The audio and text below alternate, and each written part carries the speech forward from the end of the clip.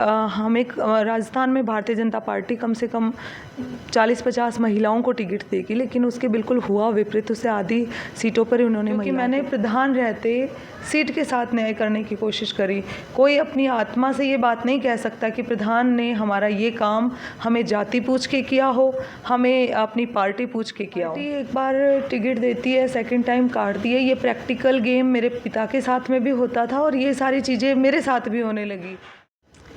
राम राम जी, मैं भावना और अपनी खबर पर थारो बहुत बहुत स्वागत है। हाल फिलहाल में आप बैठे हाँ खेतड़ी विधानसभा क्षेत्र में और मनीषा जी जैं था नज़र आ रहा होगा। मनीषा जी के साथ आप बैठे हैं जैं कि उदयपुर वाटी विधानसभा और खेतड़ी विधानसभा सी क्षेत्र ही बन में कांग्रेस की सीट को हो, वो लगभग इंतज़ार है वो पूरे राजस्थान में बरकरार हो कि खेतड़ी और उदयपुर वाटी से जो कि कांग्रेस किन टिकट देगी। और खेतड़ी से देखने मिलो कि अपन मनीषा जी ही जो दिन में पार्टी ज्वाइन करी और रातों रात है बने टिकट मिल गई। तो अब हम मनीषा जी से बात करांगा कि किस हिसाब से कौन कौन सा मुद्दा ही जनपद में चुनाव लड़ेगा। तो सबसे पहले तो राम राम जी। नमस्ते जी, राम राम। बहुत बहुत शुभकामनाएं कि कांग्रेस पार्टी का जो परिवार का सदस्य बने। धन्यवाद। बिकॉज साथ ही मनीषा जी, मैं इजा से ही शुरुआत कर लेना चाहूँगी कि पहले दिन जब भाजपा की लिस्ट जारी हुई, बिकमा तारे चाचा जी धर्मपाल जी ने टिकट मिली और बिका तुरंत ही बाद अगले दिन तक कांग्रेस में मिला और रातों रात हन टिकट मिल गई। तो बिका पीछे की कुछ कहानी, पहले से कोई रुझान कांग्रेस के साथ चल रहे हो या फिर ये सब अचानक हुई? नहीं, पहले से कांग्रेस के साथ तो कोई रुझान मेरा चल नहीं रहा था। एक्चुअल में भारतीय जनता पार्टी की टिकट हमारी काट दी गई थी और सब लोगों में रोष था कि उस पार्टी में रहना ही नहीं है अब, जो हमेशा एक प्रैक्टिकल करती है कि एक बार टिकट देना, एक बार काट देना। तो इस तरीके से ये चीज़ें लोगों को अखरी, तो लोगों ने फैसला किया कि अब जो भी करना है बिल्कुल स्वतंत्र फैसला करना है। फिर हम लोगों ने यही सोचा, सब लोगों ने मिलके, कि फिर कांग्रेस ज्वाइन करते हैं। कांग्रेस ज्वाइन करते ही रातों रात टिकट मिल जानो कड़े ना कड़े एक आश्चर्य है जो और भी कैंडिडेट्स ने और साथ ही साथ जनता ने भी कड़े ना कड़े कर रहे लोग। हम जावा तो बातचीत है, यो एक विषय बन रहा है। तो बी के पीछे क्या समझ में आया था? हमने ज्वाइन करा, टिकट के पीछे ऐसा कुछ नहीं था कि भाई टिकट हमें ही मिले। ज्वाइन कर लिया। अब जो भी होगा वो पार्टी के आला कमान फैसला करते हैं कि भाई दिया जाए या नहीं दिया जाए, वो तो उनका फैसला है। अच्छा, बी के साथ ही मैं बात करूं तो जहाँ तार दादाजी ही बेबी खेतड़ी में कमल है जो तार दादाजी खिलाए वो भी 4 बार। बी के बाद में तार पिताजी भी विधायक जगह रहे हैं, बेबी खेतड़ी से रहे। बी के बावजूद भी अब आप बात करें कि प्रधान भी थे, पहली बार रहा तो बीजेपी से रहा, दूसरी बार थारी टिकट भाजपा पहले भी काट चुके हैं। तो बी के पीछे के कुछ कारण समझ में आ रहे हैं? क्योंकि मेरा जितना याद है तब भी तारे सामने तारा चाची जी जो धर्मपाल जी की पत्नी है वह चुनाव लड़ा। पार्टी एक बार टिकट देती है, सेकंड टाइम काटती है। ये प्रैक्टिकल गेम मेरे पिता के साथ में भी होता था और ये सारी चीज़ें मेरे साथ भी होने लगी। प्रधान का एक बार मिला, एक बार कट गया। इससे हम लोगों को फिर भी मान सपोज करो कोई फ़र्क नहीं पड़े, लेकिन जो टीम, जो वर्कर, जो कार्यकर्ता 3 पीढ़ियों से हमारे साथ जुड़े हुए हैं, 50 वर्षों, उनको बहुत पीड़ा होती है कि हर बार हम करें तो क्या करें। हमें एक पार्टी के लिए हम काम करते हैं, फिर टिकट काट लेते हैं, फिर जो भी हम फैसला नहीं कर पाते कि हमें कौन सा फैसला करना चाहिए। इसलिए इन सब चीज़ों से पीड़ित होकर, आहत होकर हमने पार्टी छोड़ी है। अच्छा, पी के साथ ही जहाँ अभी थे भाजपा में भी थे और थारू परिवार काफ़ी साल से जुड़ रहा भाजपा के साथ, एकदम अटूट तरीके से थे जुड़ रहा। विधायक भी जैसे थे दिया ही भी के बाद में जो सिलसिलो जो कुछ चलता है। बट अब भाजपा की बात करा तो महिला सशक्तिकरण की बात करी, महिला सम्मान की बात करी, तो थाने कड़े न कड़े यहाँ लगे कि पार्टी आज चीज़ा ने भी यो सब करके ठेस पहुँचा रही है। हाँ, बिल्कुल पहुंचाया है, क्योंकि हम सब लोगों ने अपेक्षा थी कि हम एक राजस्थान में भारतीय जनता पार्टी कम से कम 40-50 महिलाओं को टिकट देगी, लेकिन उसके बिल्कुल हुआ विपरीत। उससे आधी सीटों पर उन्होंने महिलाओं को उतारा है। तो कि ये चीज़ नहीं माना जा सके कि ये सिर्फ खोखली बात है जो कि भाजपा करे है? हाँ, ये तो बिल्कुल अगर नारी शक्ति, ये अभी महिलाओं को आरक्षण देने की बात पे, तो इस टाइम में जब आरक्षण भी दिया और उस पर खरा ना उतरना तो खोखलापन ही है। अच्छा, एक चीज़ और मनीषा जी, जहाँ जैसा आप बात करें खेतड़ी से जितेंद्र जी है जो कांग्रेस का विधायक रहे हैं, अभी जिनको कार्यकाल अभी खत्म हुए है, वह किसान के विकास कार्य खेतड़ी में करवाया पिछले 5 साल। विकास कार्य तो हुए हैं, काफ़ी सड़कें बनी हैं, जल जीवन मिशन के अंदर भी काम चला है और भी उन्हें अपने विधायक फंड से अपने काम तो करवाए हैं, क्योंकि जो भी विधायक बनता है वो क्षेत्र में कभी ऐसा नहीं छोड़ता क्योंकि कि काम ना करवाए। जो विधायक फंड होता है उसका पूर्ण तरीके से खर्च किया जाता है। अच्छा, जैं किते बातचीत करा कि खर्च करो जाए फिर भी विशेषतः कौन सी हैं कि समस्या ही जेकी थान समझ में आई और अगर थे विधायक बनो मनीषा जी प्रधान विधायक अगर बनी तो वह कौन सी चीज़ आप पर जो को ध्यान देंगे? मेन तो पानी की समस्या यहाँ पे है, उस पे पूरा फोकस किया जाएगा। इसके अलावा तो योजनाएं आवश्यकताएं आविष्कार की जननी होती हैं। विकास के कार्य किसी भी एक छोटी ढाणी में अगर संपूर्ण करवा दो तो भी वहाँ पे कमी रहती और नए काम आ जाते हैं। इसलिए जो भी समस्याएं हमारे सामने आएगी मजबूती से सिस्टमैटिक ढंग से उनका निराकरण किया जाएगा और युवा भाइयों को रोज़गार के अवसर मिले, महिला सशक्तिकरण यहाँ पे हो, क्योंकि राजनीति में महिलाओं का सक्रिय होना बहुत ज़रूरी है। तभी एक विकास की धारा से सर्वांगीण विकास किसी भी क्षेत्र का हो सकता है। महिला सशक्तिकरण की ते बात करी, एक चीज़ और भी लोगों के बीच में जब मैं जाऊँ तो बातचीत चाल है कि जब मनीषा जी निर्दलीय चुनाव लड़ा है तो कांग्रेस को कड़े ना कड़े सपोर्ट रहे हो। बिल्कुल रहा। तो के बठे से ही कांग्रेस से जुड़ाव थारो हो चुके हो? कांग्रेस से शीर्ष नेतृत्व से मेरा कोई जुड़ाव नहीं था। मेरा जुड़ाव यहाँ के लोकल सब कार्यकर्ताओं से ज़रूर था, क्योंकि जब उन्होंने समर्थन दिया है तो ओबियस है सब लोगों के काम होंगे। और मैंने तो पिछले 5 साल भी मेरा सब लोगों से ही जुड़ाव था, क्योंकि मैंने प्रधान रहते सीट के साथ न्याय करने की कोशिश करी। कोई अपनी आत्मा से ये बात नहीं कह सकता कि प्रधान ने हमारा ये काम हमें जाति पूछ के किया हो, हमें अपनी पार्टी पूछ के किया हो।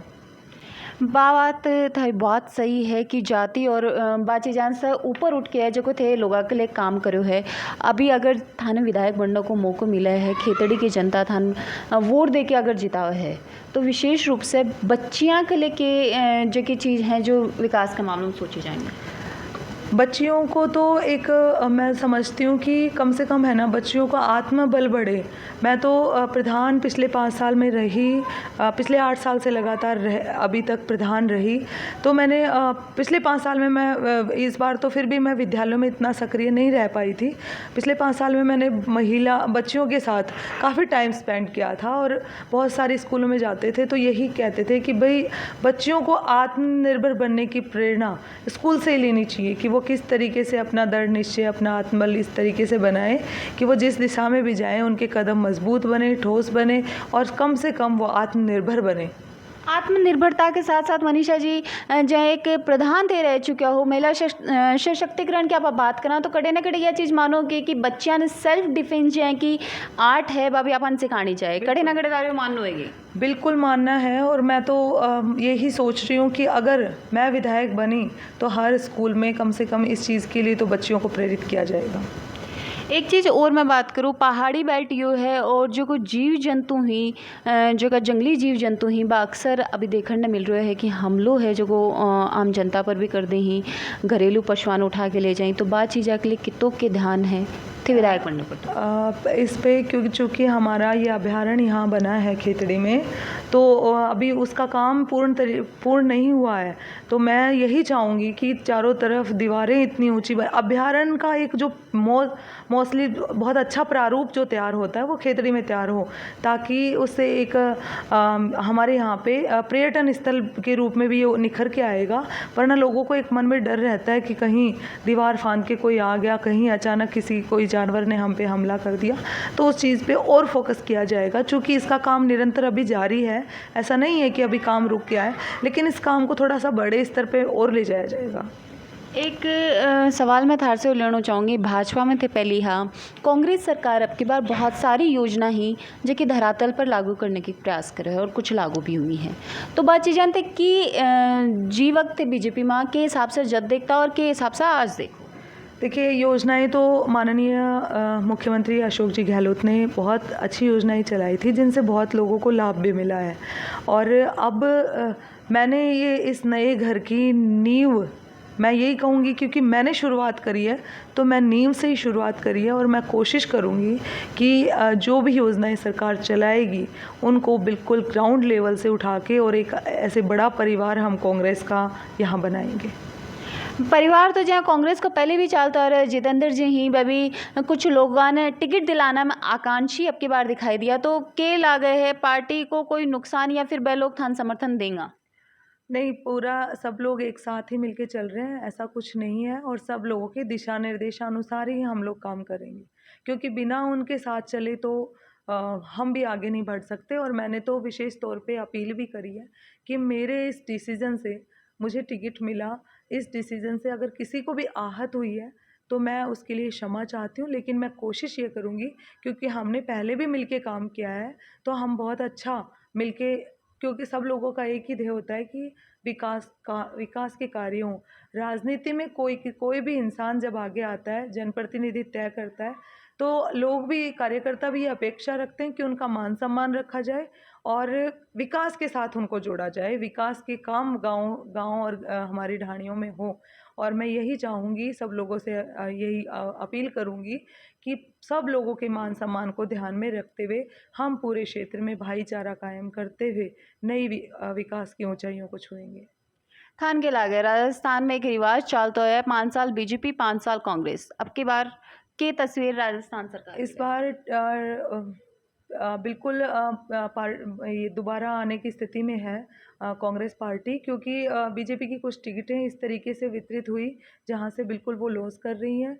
तो पूरा ध्येय, चूँकि अब ये कमान हाथ में ली है, तो हमारा भी एक बनता है कि हम पार्टी की नींव को मजबूत करने के लिए, उसको आगे लाने के लिए जितना कर सकते हैं आसपास के क्षेत्र में उतना प्रयास करेंगे। के लागे कितनी सीट कांग्रेस निकालती है? कांग्रेस की सीट प्लस बिल्कुल बहुमत के साथ आने की स्थिति में है आज के दिन। और सब लोग मिलकर प्रयास करेंगे, क्योंकि जो कैंडिडेट जिस पार्टी में है उसके लिए पूर्ण तरीके से समर्पित है और वो उसी दिशा में कार्य करना चाहता है। फिर भी थारे हिसाब से कितनी सीट? 100-125 सीट आज की तारीख में मानी जा रही है। और मुख्यमंत्री चेहरा कौन रहेगा? मुख्यमंत्री चेहरा तो ये आला कमान तय करेगा। नहीं, आला कमान तय करेगा वो निश्चित बात है, लेकिन अब मैंने तो पार्टी ज्वाइन करी है, मैं क्या कह सकती हूँ, ये आला कमान का फैसला होता है। या मैं टिकट लेके आ रही हूँ, ये भी आला कमान का फैसला था, इसमें मैं कुछ नहीं कह सकती। मनीषा जी, मेरा एक आखिरी सवाल थार से यूँ रहेगो, थारे सामने ही बीजेपी कैंडिडेट थारा चाचा जी ही, तो चाचा भतीजी ही आमने सामने चुनाव है जगह लड़ रहे हैं, तो के लागे है जातीय समीकरण भी पर कोई प्रभाव है जो को डाल सकेगी? देखिए, सबके अपने अपने समर्थक, अपने अपने कार्यकर्ता होते हैं। यहाँ कोई परिवार की कोई लड़ाई नहीं है, यहाँ एक विचारधारा की लड़ाई है। और अभी जब पार्टी ने मुझे कांग्रेस से प्रत्याशी बनाया, तो कार्यकर्ताओं का, मेरे समर्थित कार्यकर्ता मुझे वोट करेंगे, उनके समर्थित कार्यकर्ता उनको वोट करेंगे। लेकिन हम तो यही कोशिश करेंगे कि हम अपने कार्यकर्ताओं की टीम को आगे बढ़ाएं और हमें विजयश्री मिले। ये विचारधारा की बातचीत करी तो विचारधारा अभी थोड़े दिन पहले तक थे भी बीजेपी की है जो दावेदारी कर रहा, तो कटे न कटे मांस का कि धर्मपाल जी और थे एक जैसी विचारधारा लेके चल रहा। मैं वो यहाँ पार्टी की ये बात है कि जिस पार्टी को आप छोड़ ही चुके हैं, तो हम जिस घर में आए हैं उस घर की विचारधारा को आगे बढ़ाएंगे, कांग्रेस की विचारधारा। बिल्कुल। तो अब हम मनीषा जी से बात करी, और मनीषा जी 2 बार प्रधान ही वह खेतड़ी से रह चुके हैं, और अब की बार पहली बार वह विधायक को चुनाव है जो को लड़ने जा रहे हैं, लेकिन भी से पहले भी उनका जगह दादाजी यहाँ पर 4 बार विधायक रह चुके हैं, और उनका पिताजी भी 2003 में अब भाजपा से विधायक जो खेतड़ी से रह चुके हैं। अगर थे खेतड़ी विधानसभा क्षेत्र से हो तो कमेंट करके जरूर बताओ कि अब की बार थारे हिसाब से विधायक कौन बन सके हैं। मिला हाँ अगले कोई अपडेट में, तब तक के लिए धन्यवाद।